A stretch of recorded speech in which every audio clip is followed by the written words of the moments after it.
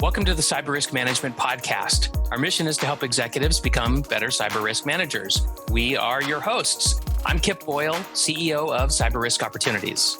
And I'm Jake Bernstein, Cybersecurity Counsel at the law firm of Newman DuWors. And this is the show where we help you become a better cyber risk manager. The show is sponsored by Cyber Risk Opportunities and Newman DuWors LLP. If you have questions about your cybersecurity related legal responsibilities, and if you want to manage your cyber risks just as thoughtfully as you manage risks in other areas of your business, such as sales, accounts receivable, and order fulfillment, then you should become a member of our Cyber Risk Managed program, which you can do for a fraction of the cost of hiring a single cybersecurity expert. You can find out more by visiting us at cyberriskopportunities.com and newmanlaw.com.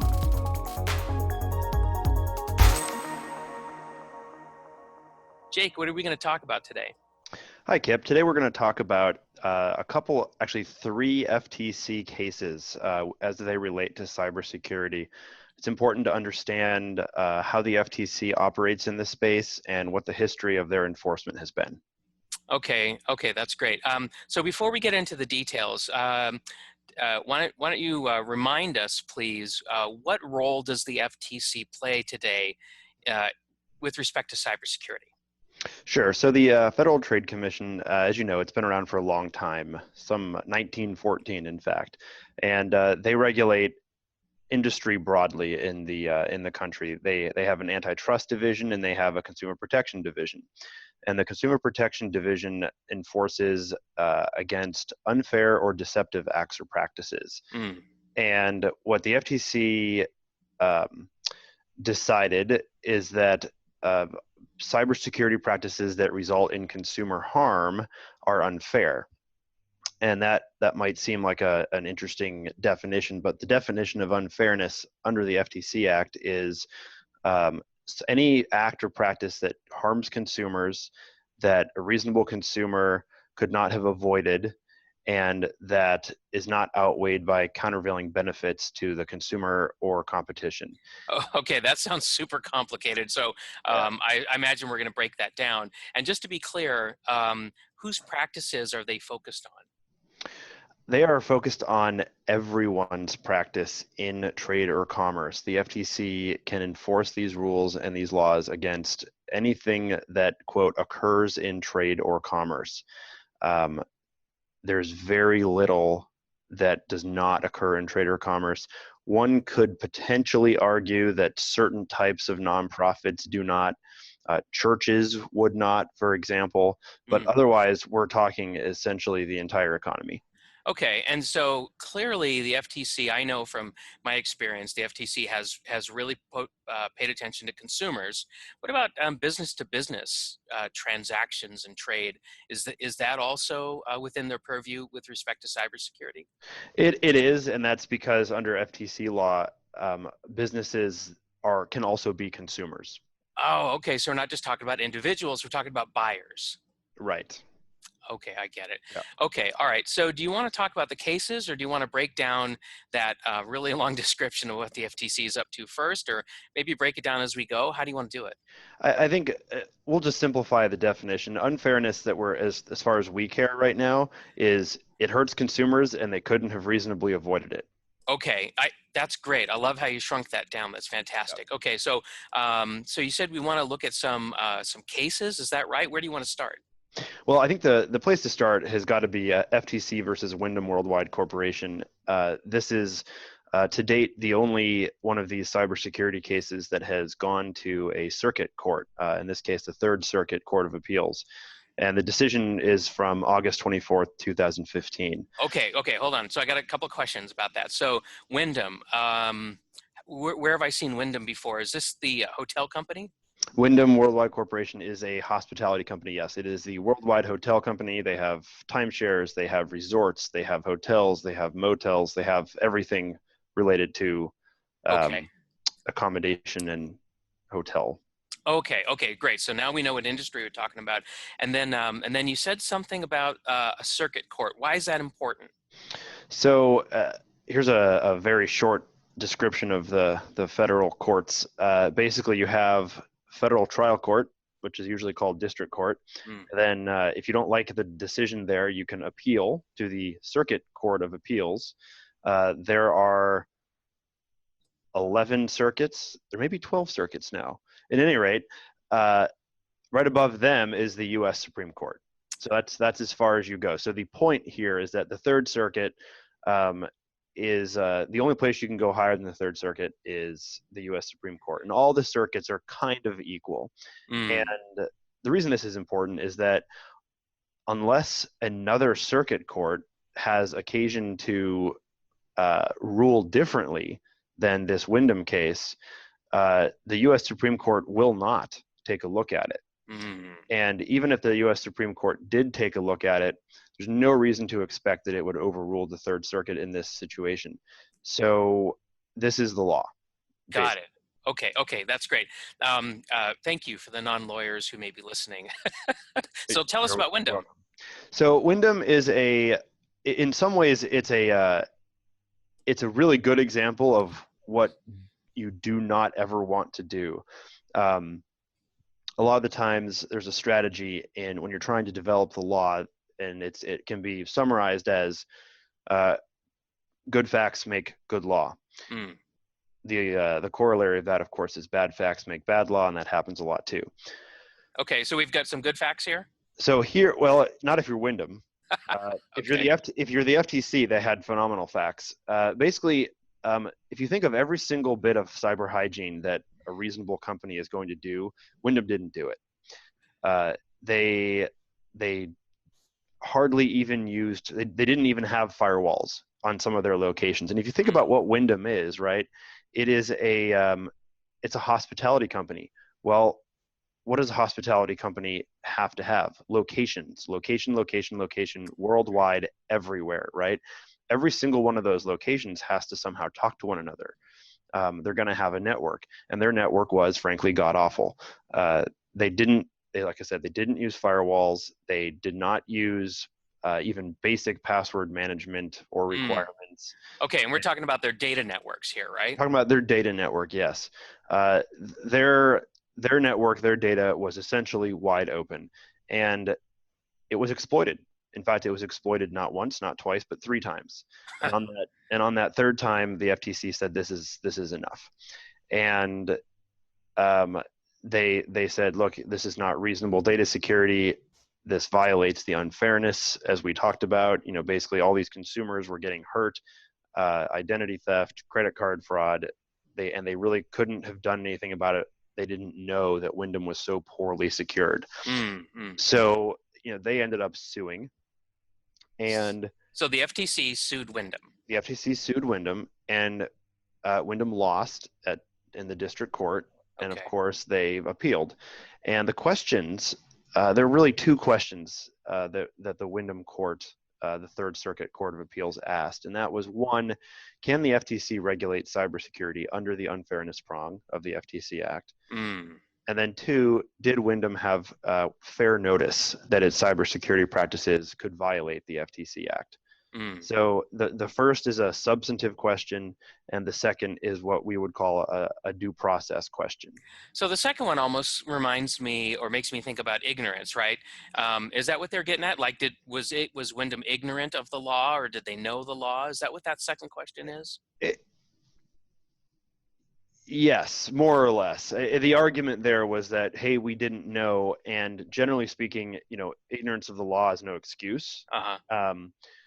But this is a situation where they were arguing something a little more sophisticated than that, which is basically, hey, you violated our due process rights because we didn't have fair notice that our practices even possibly could violate the FTC Act. And it really ties in with the question as well.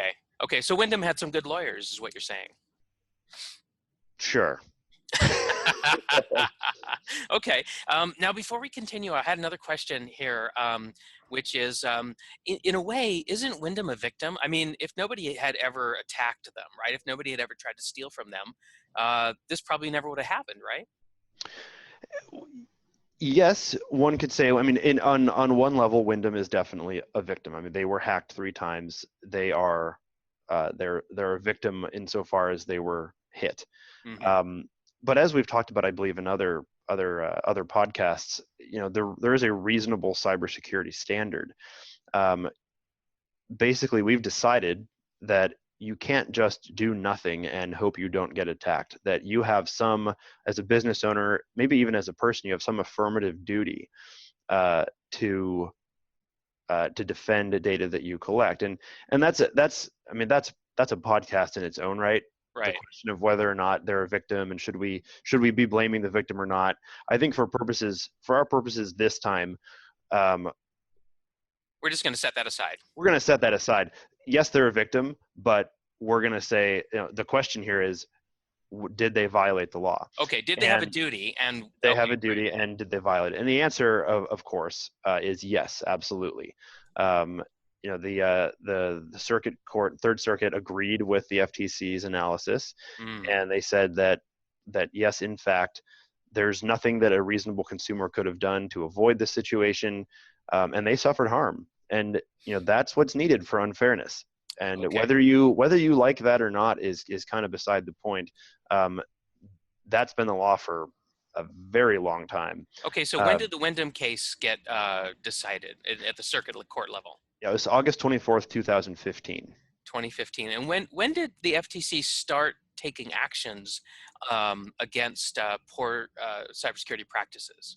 So prior to Wyndham, the FTC had actually already investigated and settled 55 approximately data security cases. They'd been doing it for years. And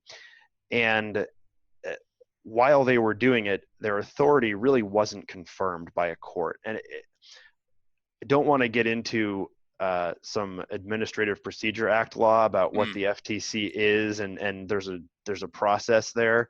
But suffice to say that no court, and particularly no circuit court, had ruled on this question before the Wyndham case in 2015. Okay. So anything else about the Wyndham case before we get to the next one? I think the point here is that the Wyndham case is not particularly useful in terms of a what should I do kind of question, because like I said, the cybersecurity hygiene and practices were so bad that it's almost at this point it's laughable. It's obvious you're not going to do these things. The reason it's important is just that it's the case that gives the FTC the power to do this, and it's not going anywhere. So okay, got it. So if anybody thinks the FTC doesn't have the authority to talk about this, we now know that they do. Yeah, they're just wrong. Whoever thinks that. Okay, great. So now who else should we talk about? I'd like to talk about two other cases that are, I think, really good examples. One is the FTC's complaint against Asus Tech Corporation, which, as you know, is the Taiwanese-based computer hardware manufacturer. Okay, so I can buy a motherboard for my computer from these guys, right? You can buy it now. You can actually buy gaming laptops and full desktop systems. You can buy monitor. In fact, I have an Asus monitor right in front of me right now. Oh, and that's the nice 4K one that you showed me the other day? It is. This is a nice 4K one. But they also sell routers. Okay. And what the Asus Tech FTC action is about is their routers. And these routers span from actually as far back as 2009, I believe they started selling them. But specifically, we're looking at actions and events somewhere around between 2012 and 2014. Okay. And for reference, this complaint was filed July 18th, 2016. So what you're seeing here is you're seeing product that had been in the marketplace, some, as you'll see, bad events that happened most of 2013 and then into 2014. And then the FTC ultimately has investigated and taken action 2 years later. Okay. So that's kind of where we are. And what the case is about is that Asus had advertised its routers in certain fashion. And one thing to remember about the FTC is their original bread and butter is false advertising, kind of basic consumer protection type cases. So they're really up on advertising and representations that are made in advertising. Okay. And so what Asus did is that they said, hey, we've got these routers and they're super secure. In fact, not only are they very secure, but we also have provided you some additional functionality in these routers, two different products called AI Cloud and AI Disk. Mm-hmm. And these were both advertised heavily as being private secure clouds. And what you could do is you could plug a USB storage device directly into these Asus routers, Mm-hmm. and it would basically create a little server for those files so that you could access them from the internet. That seems handy. Seems handy, right? And had their representations been accurate, it would have even been secure. However, as you can tell from the fact that there even is a case, that's not what happened. Okay. And ultimately, what Asus did was produce products that really had poor built-in security. They were obviously not designed with security in mind. Mm. The details are technical and somewhat interesting, and I would encourage people who are curious to investigate this case. You can find it online at the FTC's website. Okay, but how did the FTC know this? Because the advertising sounds like it was really, really good, right? So how does the FTC figure out that that it's a lie? So in this situation, there were security researchers who publicly disclosed these issues. In fact, that happened around June 2013. Okay. Okay, got it. Yep. In November of 2013, the security researcher actually contacted Asus again. Asus didn't do anything. And then it was actually not until January 2014 that a number of European media outlets published stories about these security risks. And it was only after these stories that that Asus began to, actually start to do things. Okay, so let me recap. So Asus builds a product, they advertise it as being really, really secure and having great features and functionality. Then a security researcher, so somebody who isn't involved with Asus, and also somebody who's not in the FTC, right? This is like a third party. These are third-party security researchers, correct? Okay, all right. So a third-party researcher disassembles the Asus product, discovers that there's a very big gap between what they say it can do for security and what it can actually do, and then they contact Asus and say, "Hey, you need to fix this." And then after Asus says basically nothing, then it breaks in as a news story, and then the FTC gets wind of it. Is that about right? That's about right. And to finish this little story here. The Asus did take some action after that January 2014 story. They had some firmware updates that they created. The problem is that they didn't tell anyone about them, right? They didn't make a concerted effort to inform their customers that they had these firmware updates. Okay, so they did take some actions, but okay, but they didn't tell anybody. All right, got it. Right. So one of the reasons, as we'll talk about when I finish this story, this is a good example of the respond and recover steps in the NIST cybersecurity framework. Okay. And actually, I should say failures of the respond and recovery step. So to complete this story real quick, on February 1st, 2014, a group of hackers actually did exploit all these vulnerabilities, and there were thousands and thousands of consumers who were affected. People had put their personal data up online unknowingly without using these products, and that data was stolen. A lot of people got injured. Okay. And only after that did Asus begin to say, "Oh, we have a firmware update." Okay, so that's the harm that the FTC Yes. watches out for. Exactly. And it was obviously, from the timeline, it was after this that the FTC takes an interest in this matter and goes and looks at the whole overall process and what happened. And that's when they found about the security researcher, contacting Asus multiple times, and Asus isn't doing anything. So you can see that over the course of these events, Asus had the opportunity to follow the NIST cybersecurity framework, the response and the recovery stages, and they just didn't do a good job.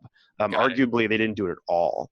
And if you look at the counts, you can think of counts in the complaint as individual crimes, like you might see in a criminal criminal indictment. And in this situation, the FTC came up with 5 counts, and those counts are router security misrepresentations. So that's about what they said. security misrepresentations about AI cloud and AI disk. That's count Mhm. 2 and count 3. Count 4 is a firmware upgrade tool misrepresentation. They basically said you can rely on this upgrade tool to accurately indicate whether or not the firmware update has gone through to your router. Well, it didn't work. Oops, right? And then finally, the one that we're most interested in is the unfair security practices, is count 5.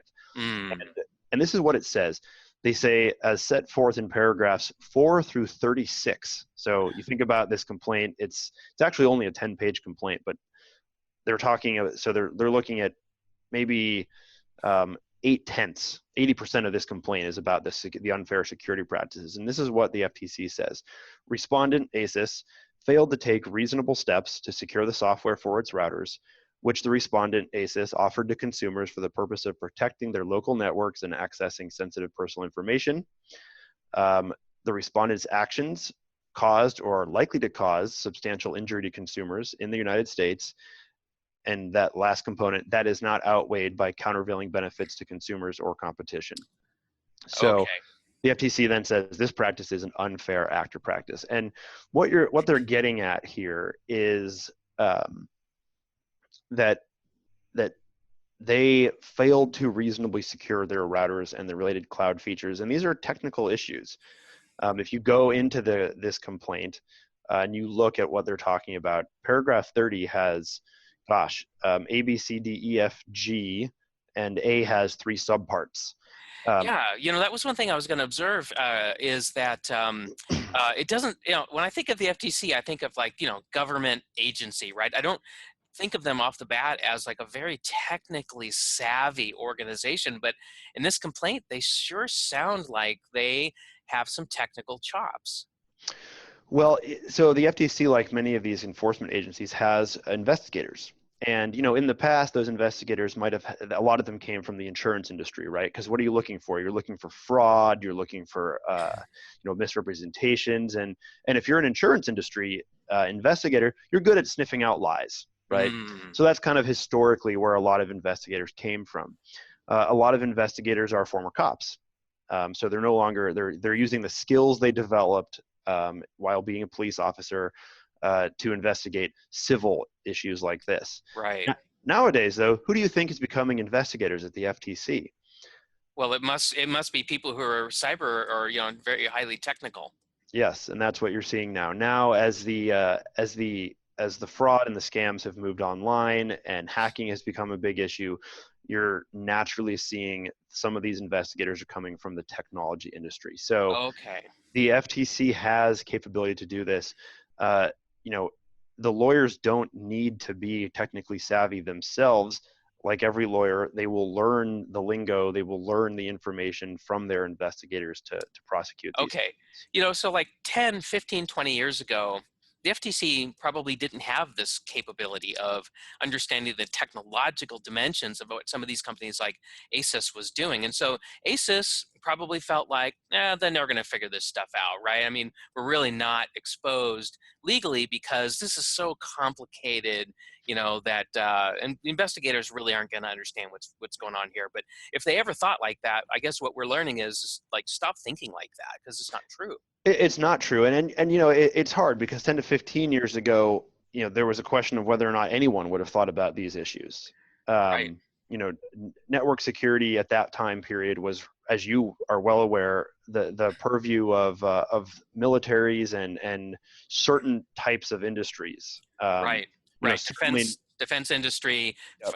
pharmaceuticals. I remember working at that time with global top 50 organizations. They were definitely into it, but almost nobody else was. Exactly, and the threat wasn't readily noticeable to everyone at that time, and frankly, um, the technology of the day, it wasn't as widespread. There wasn't as much to get. Right. Obviously, all that's different now.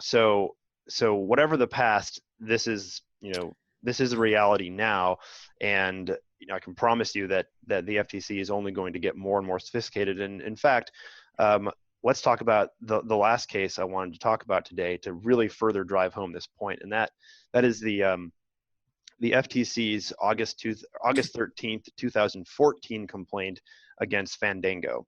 Is that the place that you can buy movie tickets from? Yeah, Fandango is the website that is, Fandango.com. For a while, they had the funny puppets, and Yeah. it was the movie ticket website.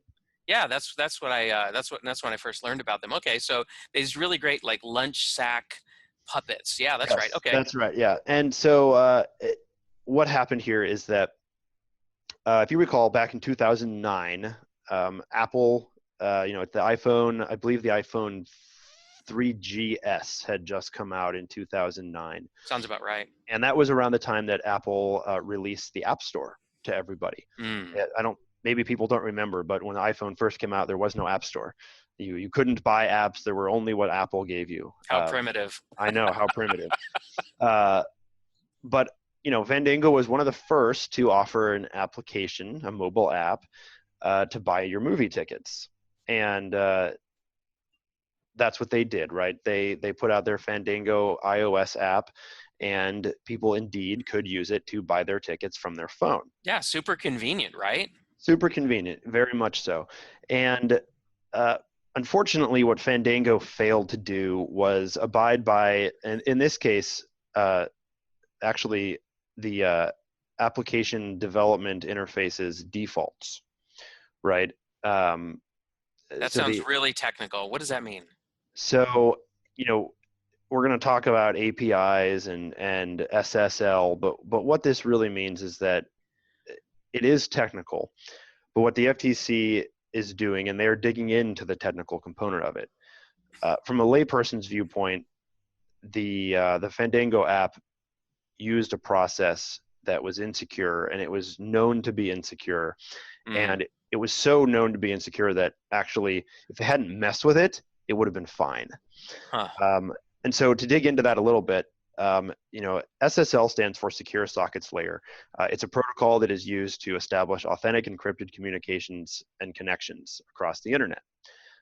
In order to make that work, you have to have electronic documents that are called SSL certificates. And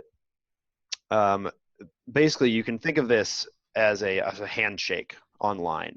Okay, so my computer wants to talk to the Fandango server. In this case, the app on my iPhone wants to talk to the Fandango server. And because that goes over the internet, we want to make sure that that conversation can't be monitored by anybody else. Right. And the only reason we care is that we're going to be sending payment information, right?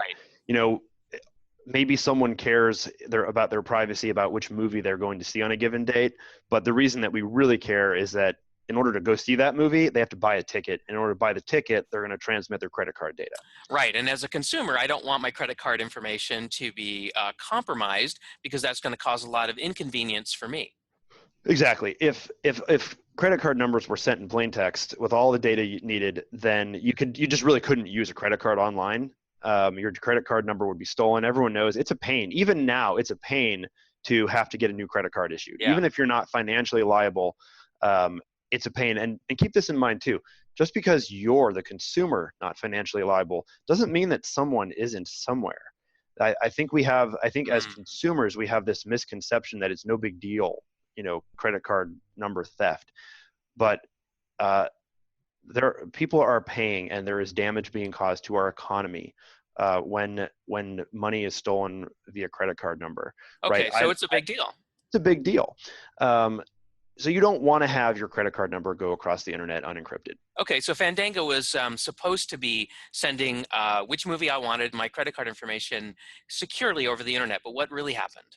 So what really happened was, and I was going to continue that. The way it works would be that your iPhone says, "Here's my SSL certificate," and Fandango server says, "Okay, here's my SSL certificate," and they do some cryptography stuff.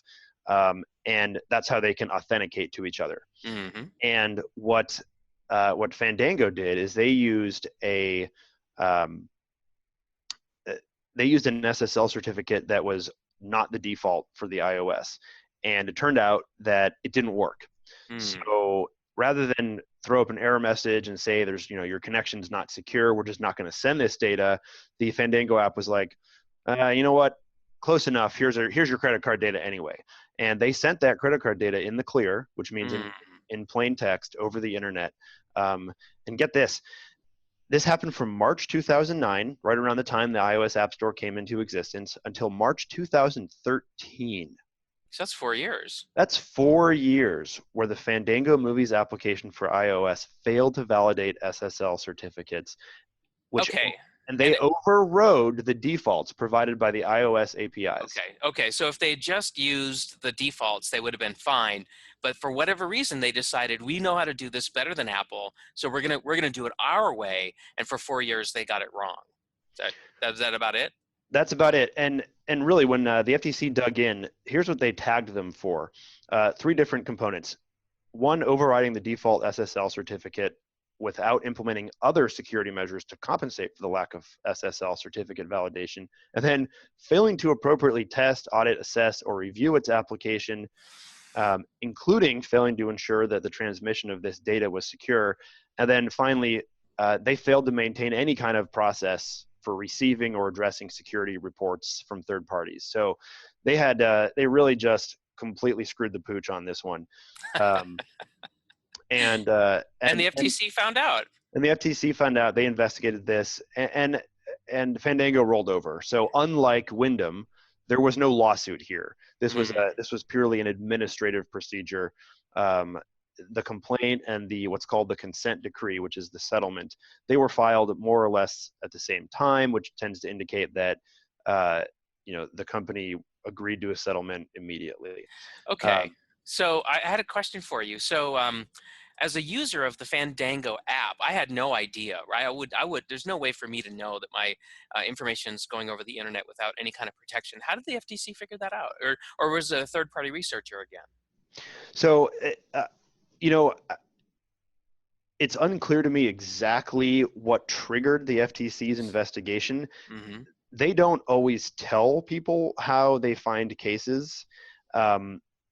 Certainly, my background, I was a assistant attorney general, and I brought cases like this, using what we call the baby FTC Act in Washington State, the Consumer Protection Act. So it's actually the same work.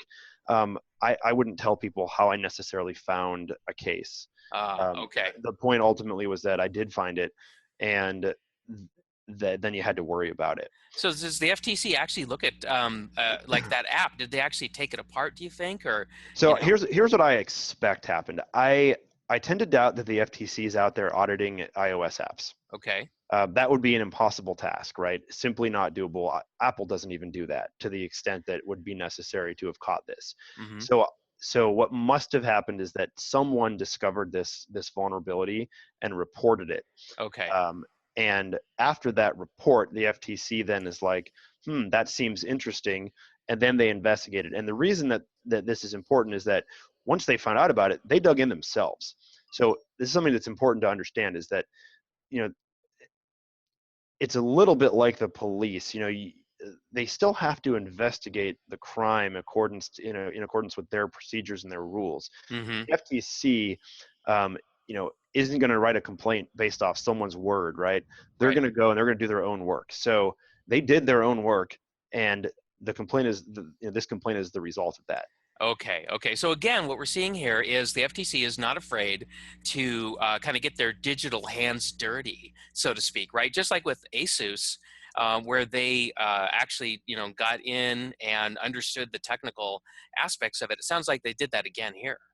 They did, and what's really interesting about this case is that, unlike Asus, there was actually, to my knowledge, no particular evidence that consumers were harmed with the Fandango thing. So one of the things to keep in mind is that the FTC has authority to stop practices that have the potential to cause harm. Oh, okay. So it's okay, great. So it's practices that we're focused on, not actual damage. Is that about right? Right. So the standard is actions that cause or are likely to cause substantial injury to consumers. So this is a situation where the FTC said, look, this practice, basically you were lucky. If people didn't get, first of all, we don't necessarily know that people didn't get hurt. Mm-hmm. If this information was going across the internet unencrypted for 4 years, I'm not sure how you would actually know for certain. there's lots of different ways to find credit cards. It's quite possible, it's quite probable even, that someone was injured from this. But the FTC doesn't have to prove that. It has to just, it can do its job just by showing that this is likely to cause substantial injury.